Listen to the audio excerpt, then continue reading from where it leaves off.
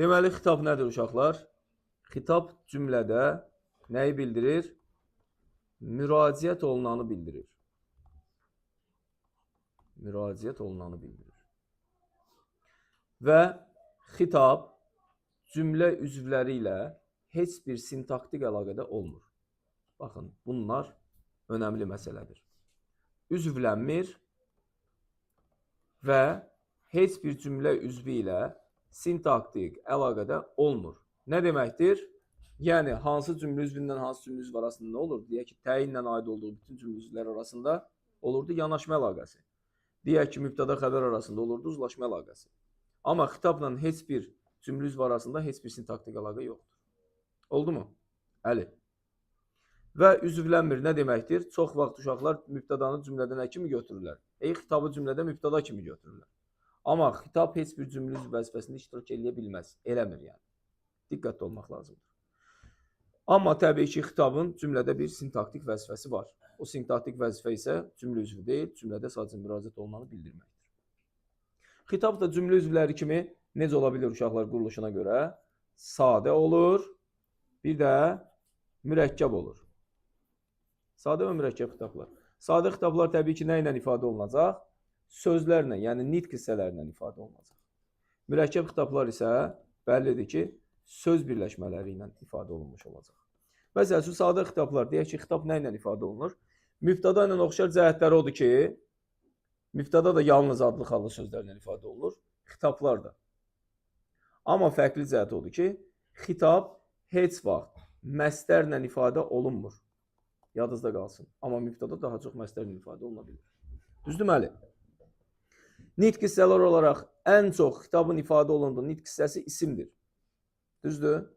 Məsəl üçün, dostum. Zəhmət olmasa düz otur. Dostum deyə müraciət edirik. Ayşə, xahiş edirəm yatma. Görürsünüz, Ayşə olaraq insan adı çəkib müraciət edirik. Düzdürmü? Sonra nə ilə ifadə oluna bilir? Sifətlə ifadə oluna bilir. Sifətlə. Gözəlim. Gözəlim. Düzdürmü? Ey gözəl. Şirin. Bu formada. Sayla ifadə oluna bilərmi? Bəli, ifadə oluna bilər. Necə ilə? Məsəl üçün, deyirəm ki, birincilər, siz sağ tərəfə keçin, 11-cilər, siz sol tərəfə keçin və s. və ilaxirə və başqaları. Sonra nə ilə ifadə oluna bilər? Feili sifətlə ifadə oluna bilərmi? İfadə oluna bilər feili sifətlə. Danışanlar, səsinizi kəsin.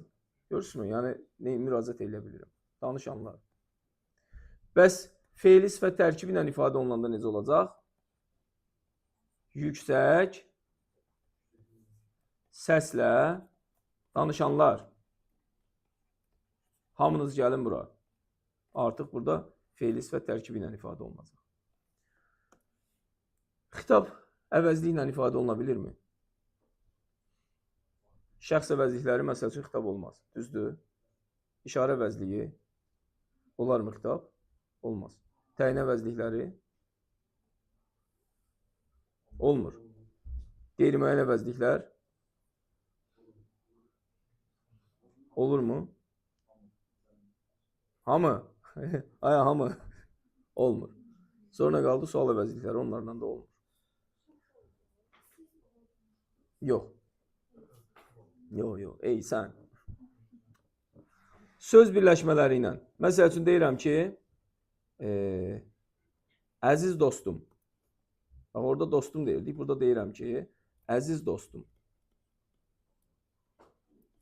Bu sözlərim sənədir. Əziz dostum, ana vətən, baxın, gözəl diyar.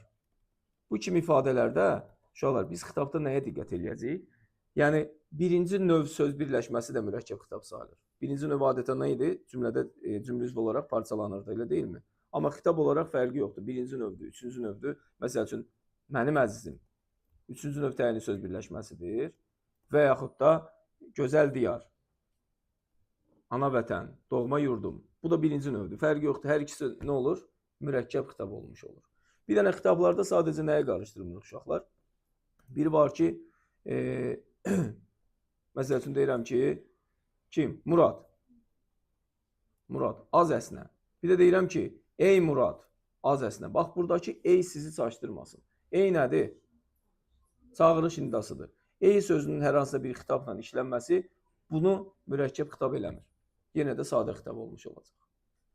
Oldu. Belə. İndi xitabların bir də bədii əsərlərdə rast gəldiyimiz nəyi vardır? Bədii xitab məsələsi vardır.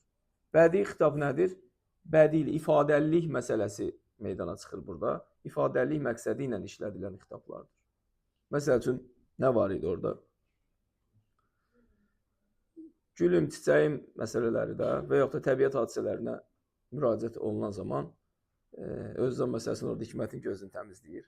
Ki, gözü yəqin doluqdur, görə bilmir mən. Deyir, yadındamı, odlanırdım ayrılığın oduna mən. Tüstü mərşə dirənib, sığmayır cahana gülüm. Buradakı gülüm nədir? Payız oldu köçəri, quş da küçüb getdin uzaq.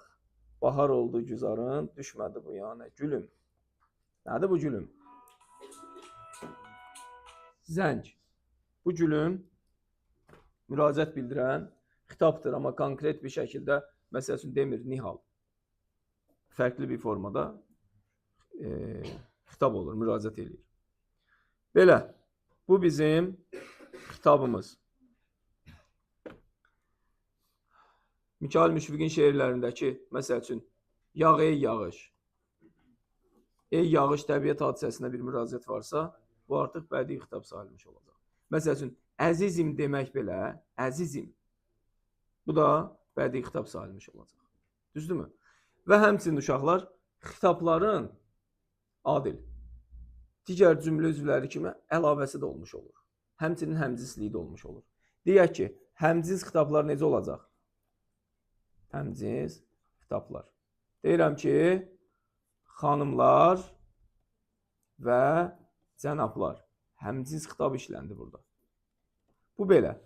Bir də xitabın nəyi olacaq? Əlavəsi olacaq.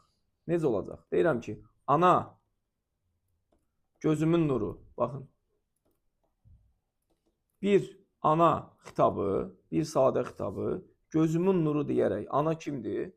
Doğma diyar, əziz vətən. Yəni, onun əlavəsi olmuş olacaq. Ona açıqlayıcı bir söz və ifadə olduğu üçün bu, həmən xitabın əlavəsi sayılmış olacaq. Belə bir şeydir. Oldu mu? Deməli, xitabın cümlə üzvləri ilə oxşar cəhəti nədir?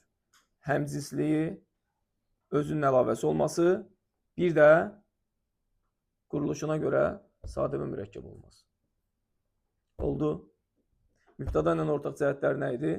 Şahzadə. Mübtəda ilə ortaq cəhəti adlı halda olması. Bəs mübtəda ilə fərqli cəhəti məsdərlə ifadə olmaması, həmçinin cümlə üzvü olmaması. Tamam.